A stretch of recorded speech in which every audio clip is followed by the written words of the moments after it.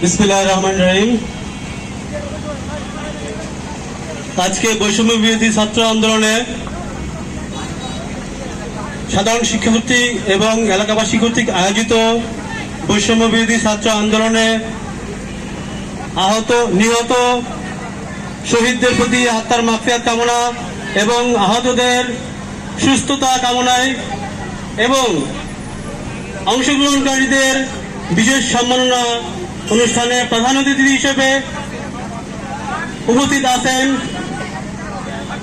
Mohammad Rakibuddin Rocky কাকা, GS, Dhamrai সরকারি বিশ্ববিদ্যালয় কলেজ এবং মঞ্চে উপবিষ্ট অন্যান্য বিশেষ অতিথি এবং মঞ্চের সামনে সকল শিক্ষার্থী এবং অতিথিবৃন্দ, সকলকে আসসালামু আলাইকুম।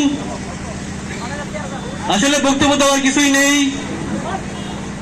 আমরা যখন টিএসসিতে এবং শাহবাগে আন্দোলন করি, নিজের চোখে সেই রক্তক্ষয়ী আন্দোলন দেখেছি। ছাত্র আন্দোলন এটাই শুধু ছাত্র আন্দোলন তাই নয়, এটি সকলের একটি আন্দোলন, যার আন্দোলনের মাধ্যমে আমাদের এই বিজয় পেয়েছি আমরা। তাই আমি সংক্ষিপ্তভাবে বলতে চাই, আমাদের রকিবউদ্দিন রকি কাকা আমাদের অনুপ্রেরণা। দেওয়ান ফয়সাল ভাই যেভাবে বলেছেন যে রকি কাকার নির্দেশে এবং পরামর্শে আমরা জাহাঙ্গীরনগর বিশ্ববিদ্যালয়ে আন্দোলন করেছি, ঢাকায় আন্দোলন করেছি।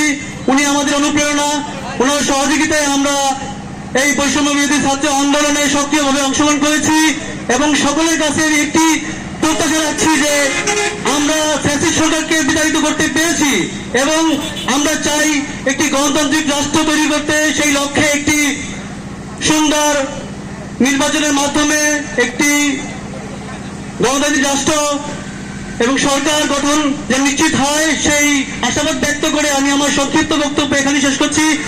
আসসালামু আলাইকুম। বাংলাদেশ জিন্দাবাদ।